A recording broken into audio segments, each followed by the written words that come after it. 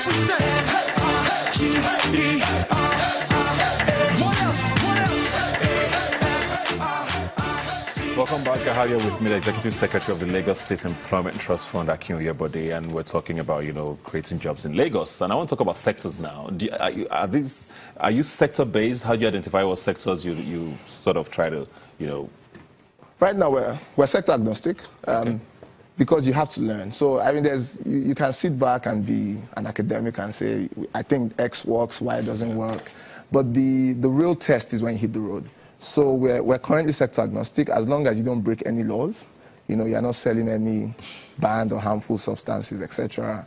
We'll consider your business. But we expect that as we evolve, as we get more data, we'll start to skew our interest to where we can get the biggest bang for buck. Yeah. And of course, talking about, how do I put it now?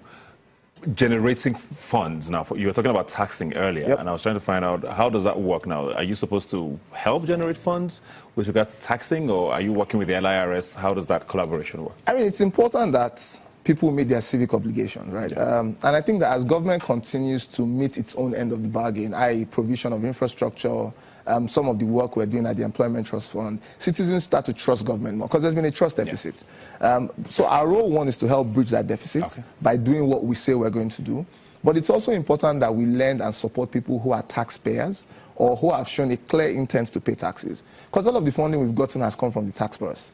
So it'll be silly for us to say, you can afford to walk away with all your income. Because if the other guy didn't pay taxes, we won't be able to support you. So our goal is everybody, when you hire new people, you must also bring them into the tax net. So we're working with LIRS to ensure that all our beneficiaries are tax compliant. We're very clear on that.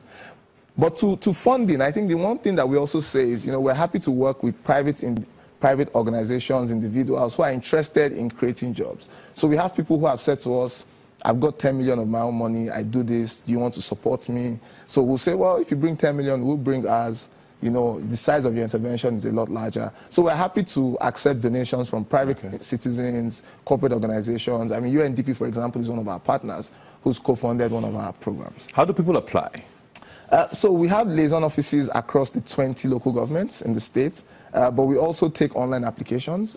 So you can apply on our website. At the moment, the application for 2018 hasn't opened because we're dealing with some of the backlog for 2017. So once we're done with that, no later than February, we expect to be ready to open the applications for 2018. So you go onto our website, lsctf.ng, you fill the form online, attach your supporting documents. We'll assess it, contact you by email or by telephone. If you have to come in for an interview, come in for an interview. We'll go to your premises to ensure what you've told us is true. Yeah. If you tell us some lies, if you forge documents, we'll come back with policemen.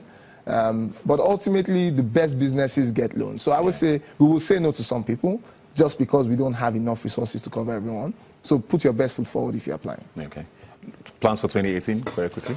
I think the first thing is, look, we've seen the Bureau of Statistics throw out national and sub-national unemployment numbers. So our plan is to definitely ramp up these activities very quickly. From a numbers perspective, we expect to get to at least 10,000 loan borrowers this year. Loan beneficiaries this year.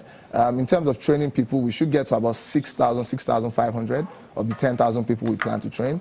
For our innovation program, we expect to start seeing things like loans to hub operators and vouchers to people who want to work out of co-working spaces, etc. But all in all, I think it's an exciting year to be a business person in Lagos. Well, thank you very much, LSETF. You got that right, eh? Oh, and then, by the way, some .com, you said? No, .ng. .ng. So some of the people we want to train, like that guy who made your infamous Agbada, those kind of guys. We want to. Okay, you just have to bring that up. Yeah, I mean, Thanks for being here today. Now you're shutting me up. Well, like I always say, you can follow the conversation on Twitter, YNigerTV is the handle.